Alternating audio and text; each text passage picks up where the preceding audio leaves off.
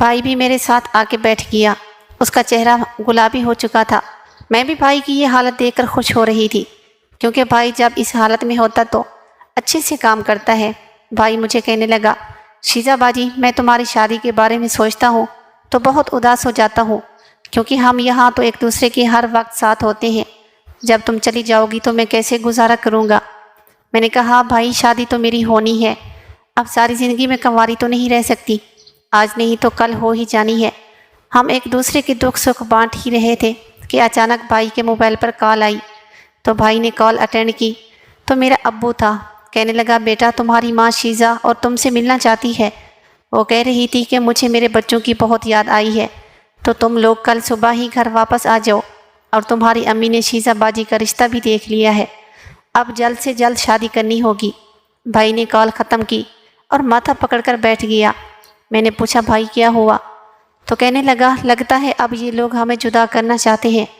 میں نے کہا، بھائی بتاؤ تو صحیح ہوا کیا؟ تو اس نے ساری بات بتائی تو میں نے پریشان ہونے لگی، پتہ نہیں کیسا رشتہ ہے اور کہاں کا، کیونکہ بھائی تو میرے رگ رگ میں سما چکا تھا، میں اسے بچھڑنے کا سوچ بھی نہیں سکتی تھی۔ ہم دونوں کا موڈ آف ہو گیا۔ بھائی نے کہا، شیزہ باجی اب تم جا کر سو جاؤ، اب کام کرنے کو دل نہیں کر رہا، ایسے ہی تمہیں تکلیف ہوگی، کل دیکھتے ہیں کیا ہوتا ہے۔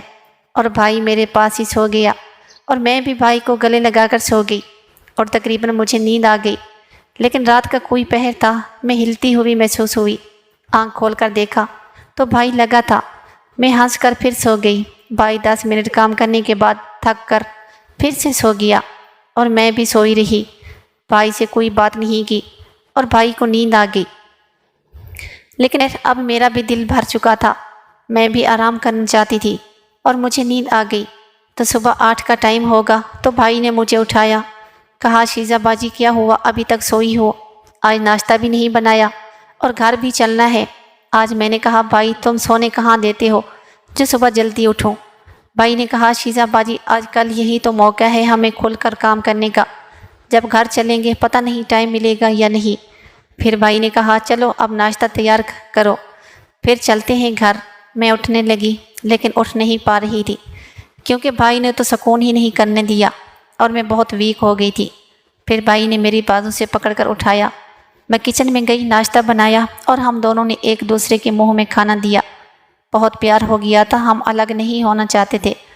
ناشتہ ختم کیا، ایک دوسرے کو جی بھر کر پیار کیا اور اس کے بعد گھر کی طرف روانہ ہوئے۔ بھائی کو میں راستے میں سب سمجھاتی گئی کہ وہاں ممی پاپا ہوں گے، جلد بازی نہیں کرنا، جب مجھے ٹائم ملے گا میں خود تمہارے پاس آ جاؤں گی۔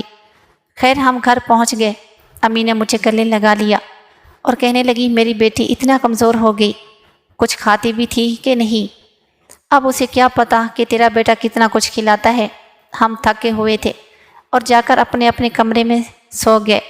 میں جیسے ہی سوئی تو مجھے بھائی کے کارنامے یاد آنے لگے اور میرا دل کرنے لگا کہ ابھی بھائی کے پاس جا کر چلی جاؤں، لیکن جلد بازی نہیں کرنی تھی، یہاں تک کہ روٹین بھی چیک کرنی تھی، امی کس ٹائم کیا اور کہاں ہوتی ہے۔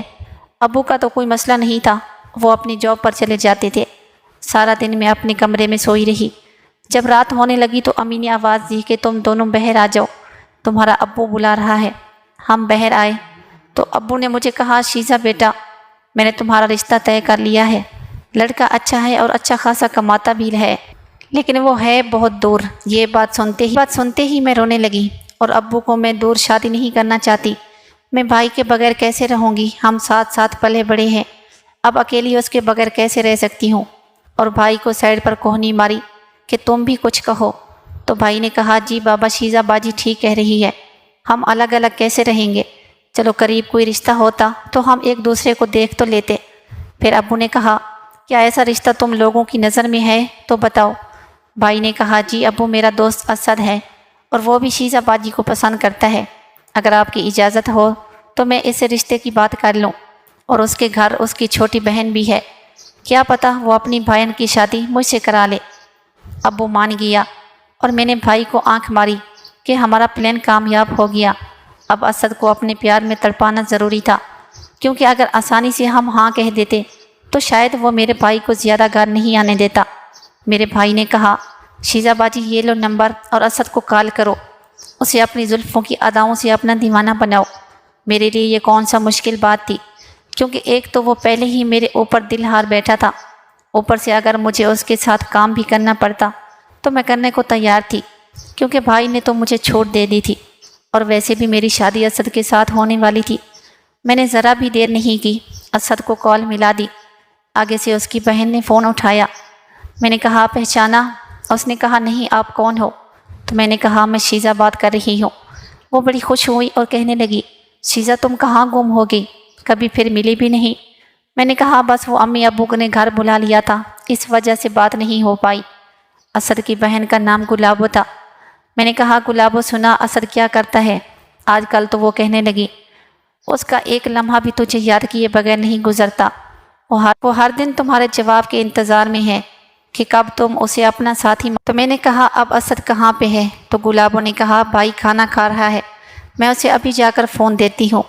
اسد نے ہیلو کیا اور میں نے شرمیلے انداز سے کہا اسد کیا تم واقعی مجھے پسند کرتے ہو؟ اسد کہنے لگا شیزہ جب سے تمہیں دیکھا ہے نیند ہی ختم ہو گئی ہے، ہر وقت تیرے سپنے دیکھتا رہتا ہوں کہ کب تم میری باہوں میں ہوگی اور ہم ایک دوسرے سے جی بھر کر محبت کریں گے۔ پھر میں نے کہا اسد کیا تم مجھ سے سچ مچ محبت کرتے ہو یا صرف کام چلانے کے لیے میرے پیچھے لگے ہو؟ تو وہ کہنے لگا تم مجھے ہر حال میں چاہیے ہو، میں تم سے سچے دل سے پیار کرتا ہوں، تم پلیز کوئی مطلب نہ نکالو، میں تمہیں بہت خوش رکھوں گا، ہر طرح سے تیری خواہش پوری کروں گا۔ اس کی یہ باتیں سن کر میں تو پگھلنے لگی، کیونکہ میں اسی چیز کی عادی ہو چکی تھی۔ بھائی نے مجھے حد سے زیادہ عادی بنا دیا تھا۔ میں نے کہا اسد پھر تم ایسا کرو میرے گھر چلے آؤ، یہاں پر اکیلے میں ملاقات کرتے ہیں، ایک دوسرے کو سمجھتے ہیں، کیونکہ میں شادی سے پہلے ہی اسد کو دانا ڈالنا چاہتی تھی کہ وہ پوری طرح سے میرا ہو جائے اور مجھے بھائی سے ملنے کی کوئی رکاوٹ نہ بنے۔ اسد نے کہا شیزہ کیا سچ میں تم ایسا کہہ رہی ہو یا میں سپنا دیکھ رہا ہوں؟ میں نے کہا نہیں بابا، یہ سپنا نہیں بلکہ حقیقت ہے، بس تم جلدی سے میرے گھر آنے والے بنو۔ اسد نے کہا ٹھیک ہے، میں کل رات تک پہنچ جاتا ہوں، اور وہ ہنستے ہوئے فون بند کر گیا۔ بھائی کو کہا مبارک ہو، پلان کامیاب ہو رہا ہے، اور وہ آنے لگا۔ بھائی نے کہا بس جیسے ہی وہ آئے ایسا اسے اپنے دل میں اتارنا کہ وہ تمہارے بغیر گھر تک ہی واپس نہ جا پائے۔ میں نے کہا بھائی تم تو جانتے ہو میں کیا چیز ہوں، جیسے تم میرے بغیر نہیں جی سکتے، وہ کیا جی پائے گا، بس آنے تو دو، پھر دیکھو میں کیا کمال کا اسے اپنا عادی بناتی ہوں۔ اسی دوران امی بھی آ گئی اور کہنے لگی چلو بچوں کھانا کھا لو اور اپنی اپنی پڑھائی میں دھیان دو۔ پھر ہم نے مل کر کھانا کھایا اور ہم اپنے اپنے کمرے میں سونے چلے گئے۔ اب بھائی کو میں نے کہہ دیا تھا کہ رات کو آنے کی غلطی مت کرنا، یہ نہ ہو کہ امی ابو دیکھ لیں، اسد آ کے واپس چلا جائے، پھر اپنے بارے میں سوچیں گے۔ بھائی نے کہا ٹھیک ہے شیزہ باجی، اور میں آرام سے سو گئی۔ اب مجھے بھائی سے ہٹ کر اسد کے خیال ستانے لگے، کیونکہ جو چیز کچھ پرانی ہو جائے تو اس کی چاہت بھی کم ہو جاتی ہے۔ ایسے ہی سوچتے مجھے نیند آ گئی۔